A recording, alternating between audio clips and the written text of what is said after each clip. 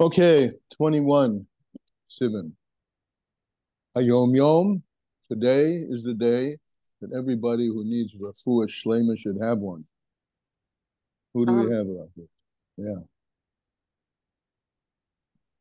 Go ahead. I can't understand. Baruch Binyamin ben Rachel Blima, Yehuda Bas Elise, and Hannah Bas Hannah. Refuah shlema b'kodesh. Amen. Also, Devorah Rachel bat Mem Chava, Mem Esther bat Shulamit, Hanukkah bat Miriam, and Leah Gela bat Sarah. Refuah shlema b'kodesh. Yehuda Skolda Basili Zachana and Yosef Yitzhak ben Lior. Refuah shlema mamish b'kodesh. And Yitzhak Shlomo ben Gittel, Shmuela, Masha, Bas Shendel Devorah, Omer ben Tali. Refuah shlema b'kodesh. And I made a mistake. It's actually Leah Gela bat Sima. So refuah shlema to her. Leah Gela bat Sima, they'll have refuah shlema. Avi, you can make somebody else co-host, and they can let people in, so you don't have to. Okay. Right now, I'm not getting any messages that people are trying to get in. But let's see. There is a security button that I always use, which is allow everybody in. But it didn't come up today. Okay, let's go ahead then with Hayom Yom and see what else is in store for us. 21 Sivan. The Alter Rebbe explains in Tanya chapter 3, which of course we all remember, we've been there, that the three faculties of intellect, Chochmah Bina Das, and the seven emotive powers, Chochmah through Hesed through Malchus, evolve from the 10 supernal spheros, right?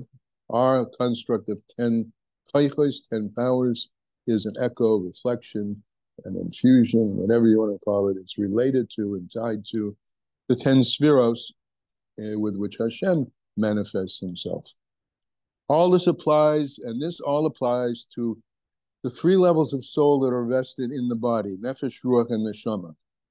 Three aspects of the soul which are enclosed within the body of man. However, a quality outside of this entirely, which is the quality of mesiras nefesh, giving oneself away, literally giving over your soul, which is the readiness for self-sacrifice for God, that a Jew neither desires nor is capable of being, God forbid, separated from Godhood.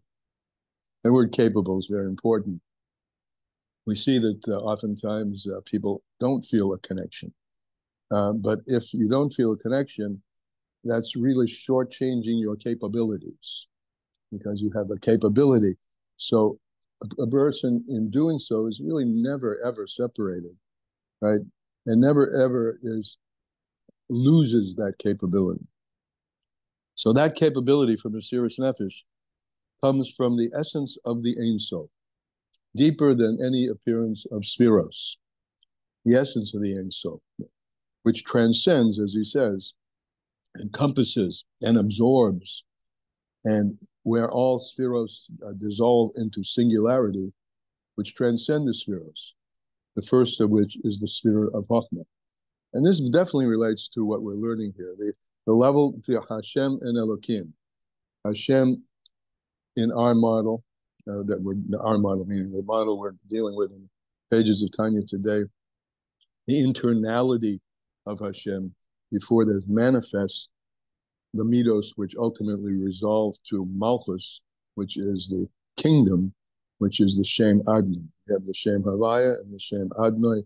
Hashem as he is in most internally, and then Malchus, Adonai as he is externally. Same God. Shar Yichud V'Emunah, right? The gate of unity. Well, okay, lessons in Tanya. This today starts on page 911, near the bottom. And in Kuti Morim, starts 3 lines down on the top of page Pei Beis.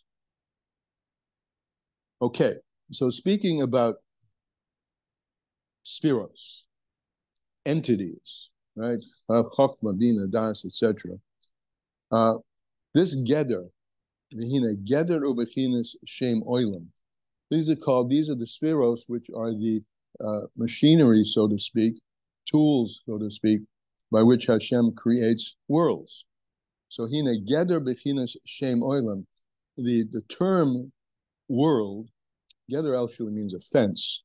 So in other words, where Hashem has so-called fenced himself off, right?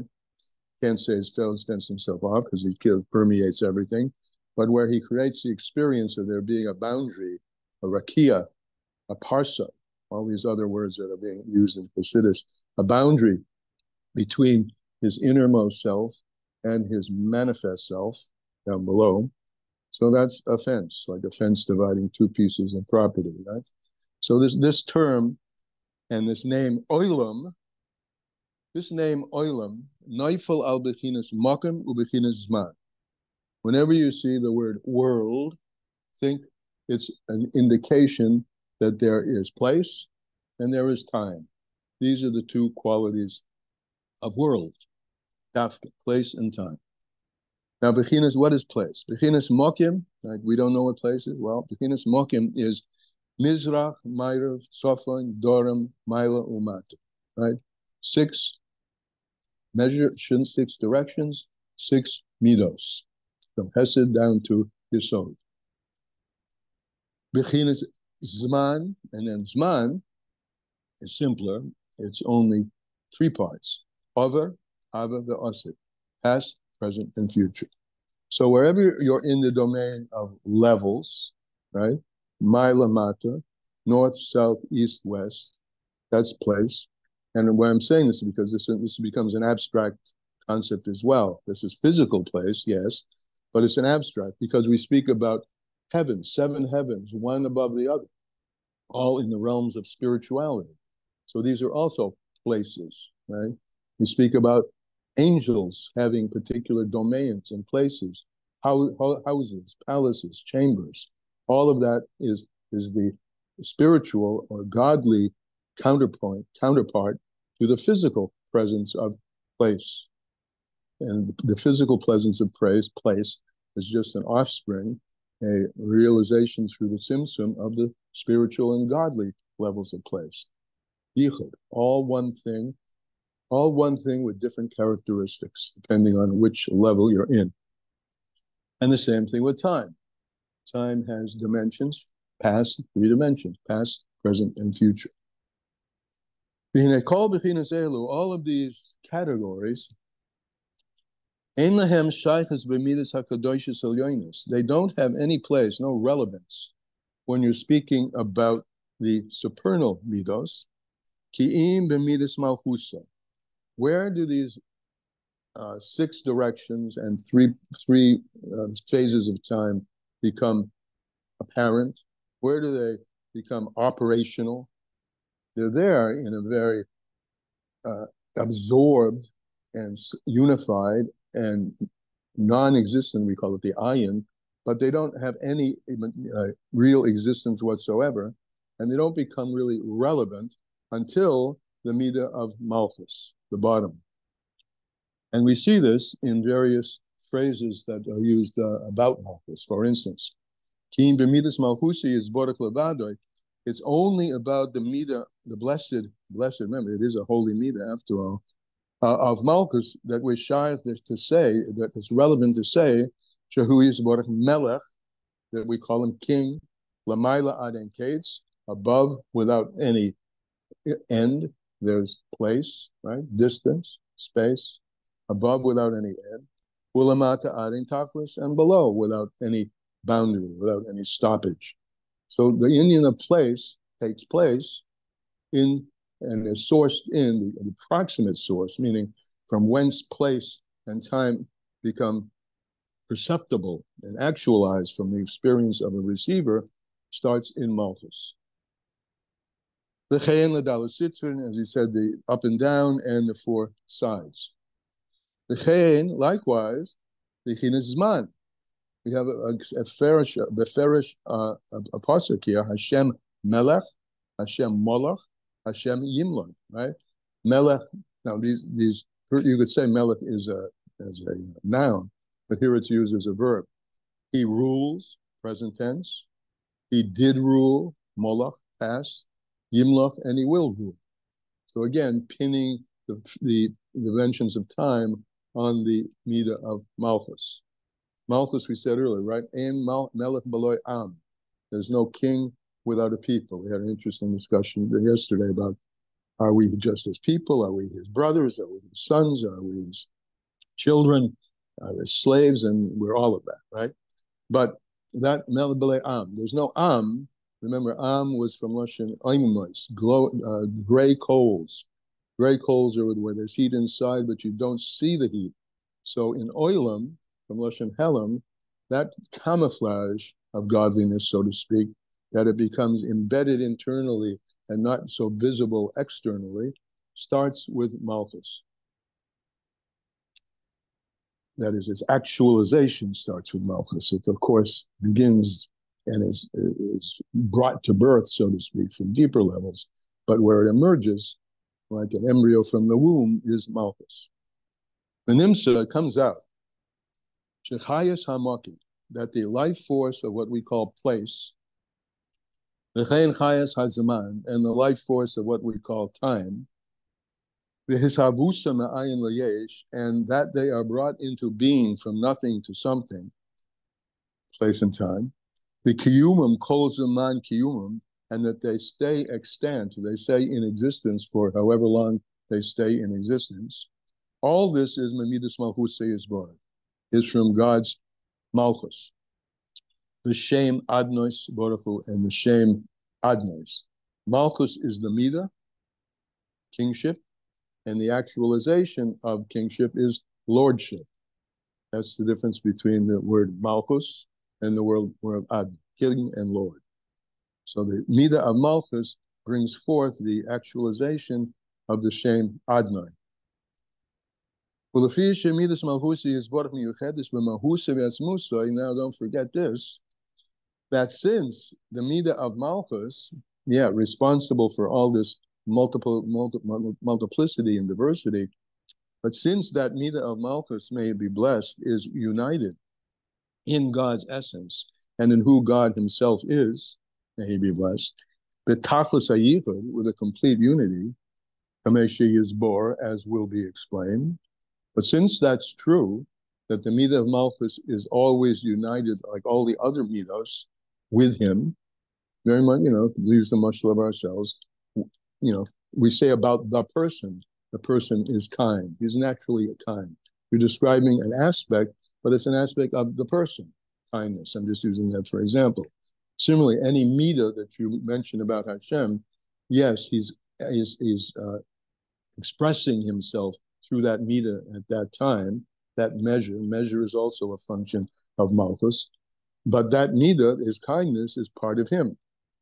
And we'll explain this, that even though it's active in a sort of independent way, we call it something by an independent name, separate name, it's at the same time connected completely with his essence, as will be explained. Hilkoch, therefore,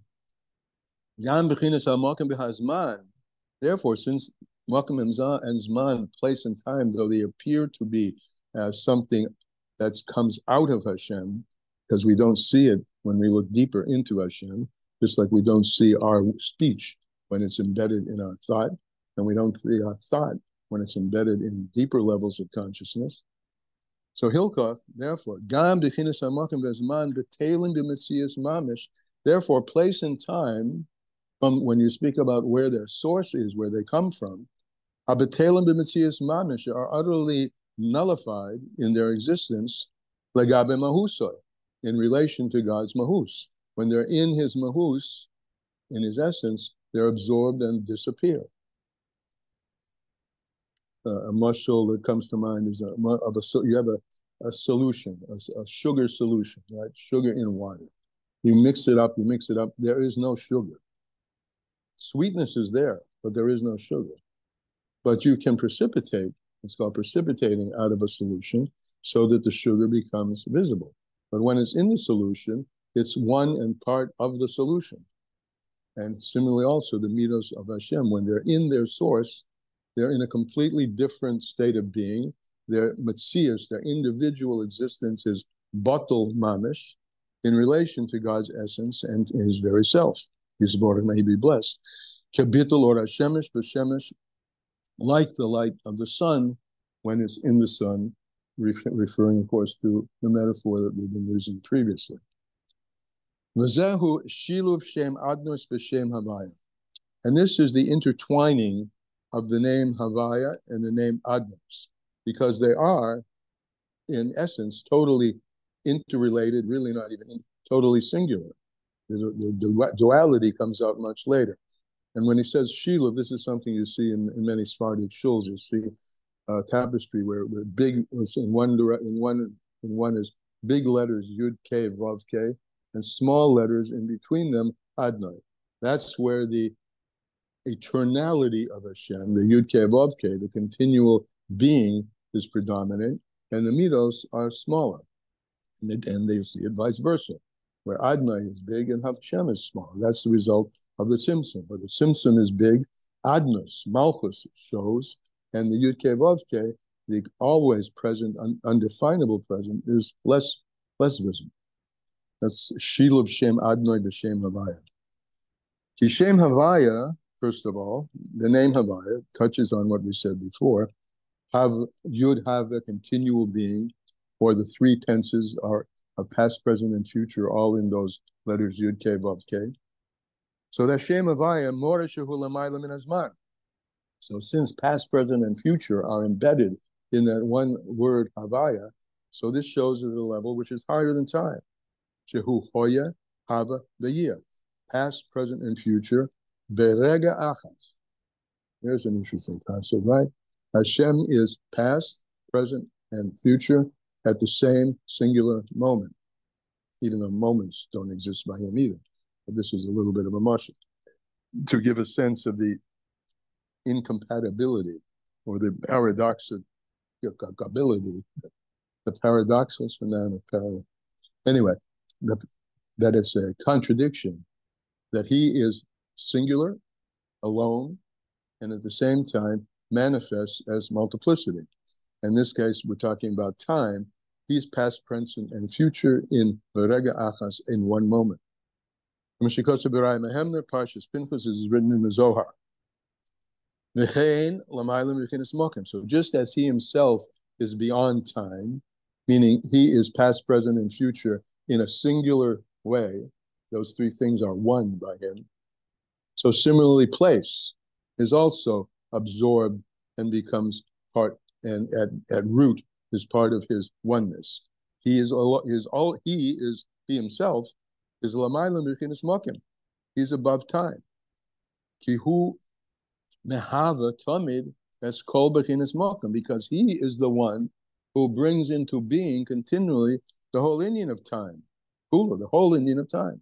Milamayla adamat lamat, from above to below. Uladalit Sitrin, and to the four directions. An expression in Gemara Tainus.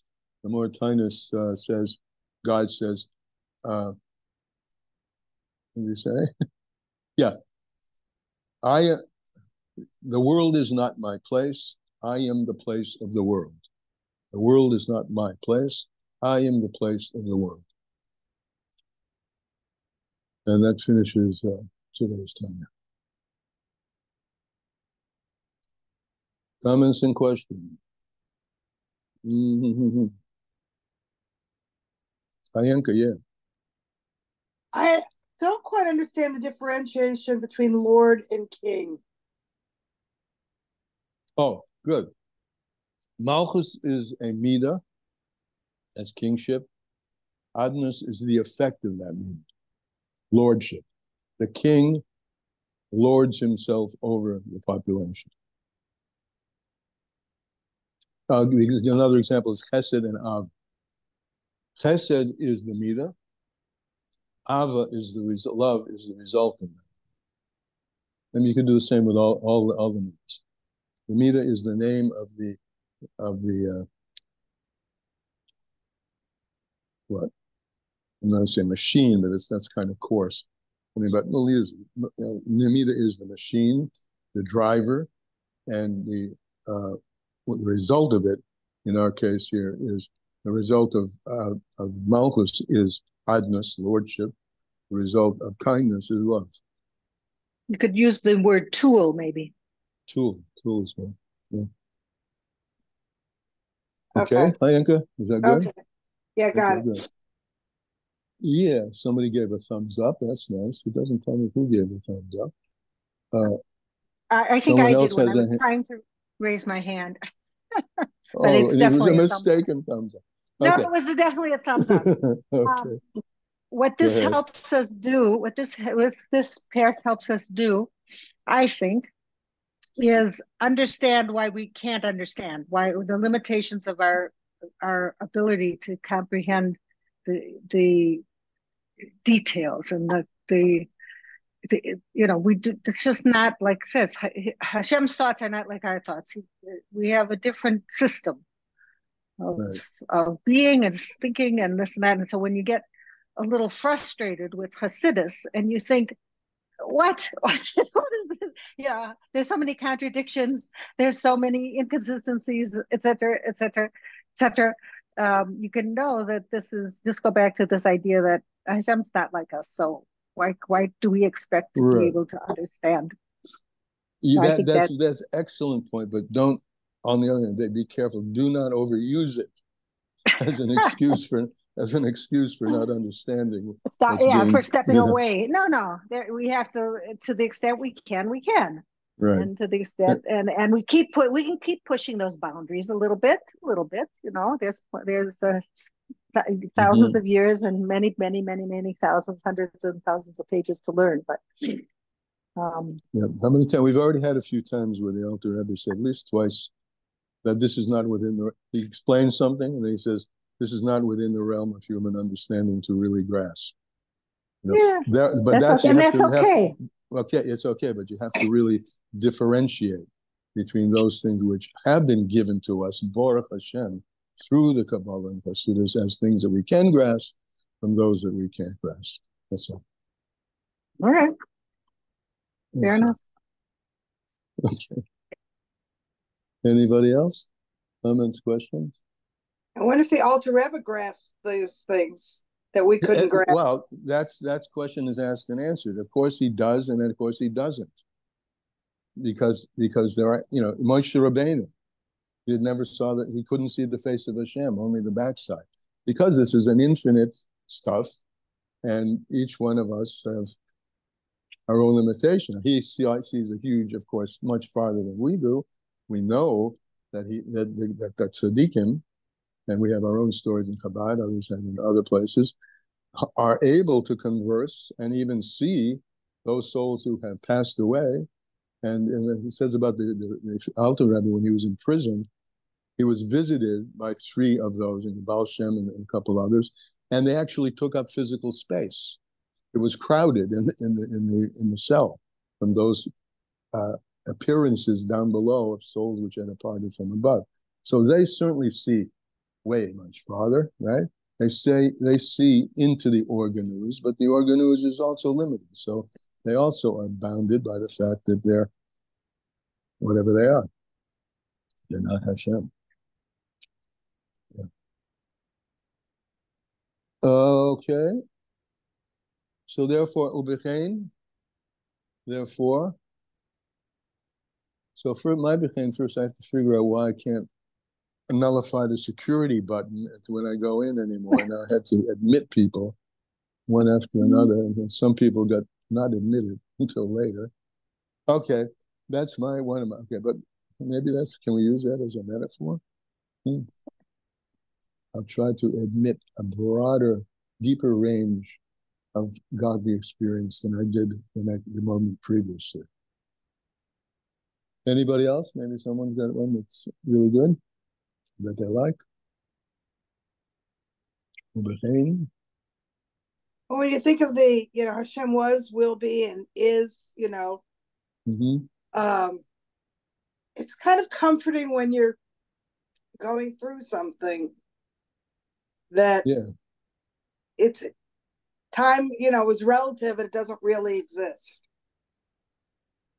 Right. The eternal is with you in the present. Right. It is a comforting thought. I guess for me, having joined later, my bechen is that Hashem has his timing, and sometimes we have to be patient and we have to trust that even if I miss something that I thought, was a holy thing, even that's bashert. Right. Good. Sure. Okay. See you tomorrow in Hashem. Bye-bye.